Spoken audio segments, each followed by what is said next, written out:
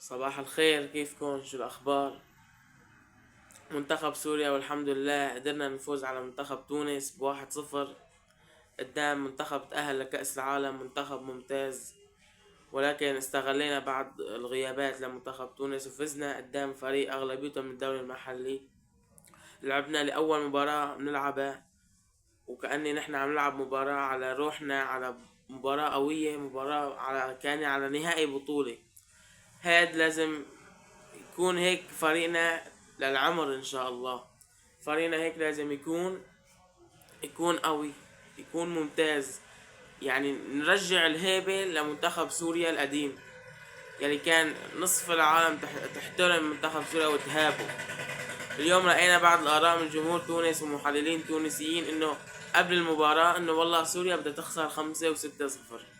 ليقوم انت عم تلعب مع فريق ضعيف مينامار، ولا ليقوم عم تلعب مع نيبال مثلا.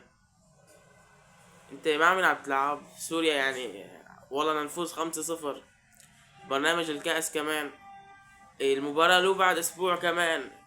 يعني لو ما عملت وفزنا، يعني انه ما فزنا 1-0 له المباراة بعد اسبوع. واحد عبول بدي ارجع ارشح منتخب تونس. طب ليش؟ ما له احترامي؟ يعني منتخب سوريا صار قدامكم. هاي منتخب فلسطين خسر المستضيف، خسر صاحب الضيافة قطر اللي أخذ كأسين آسيا القبلة والعام 2016 عام 2023 24 23 24. ليش؟ فلسطين يوم فلسطين يمين هو فلسطين، يلا تفضل. سوريا مين هو؟ طب اليوم انا ما بحكي انه والله مين فلسطين ومين سوريا، عم بحكي انه خلص انت بتشيل كل شي لما بتفوت على الملعب. ايش في عندك تصنيف دولي؟ شيلناه. ايش في عندك؟ ان شاء الله يكون ترتيبه 100، ان شاء الله يكون ترتيبه 1. تصنيف الدولي انساه، وترتيب المجموعات مباريات السابقة خلاص.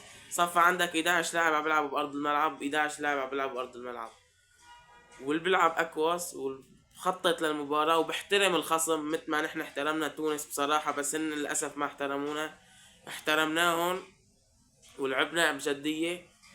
والصحيح الشوط الأول ما كان منيح عنا، بس أنت هيك عم تلعب ما عندك شي. منتخب سوريا عم تلعب ونجحت الخطة الحمد لله، نجحت بالتوفيق لأخو لنا إن شاء الله. مباراة جيدة. وهلا بدنا نشيل كل شي ونحطه على مباراة قطر. رح نفوت على مباراة قطر بإذن الله. وأحسن شي كان تشجيع الرئيس السوري أحمد الشرع للاعبين. هاي عطى إضافة كتير قوية للاعبين. إن شاء الله نشيل كل شي مثل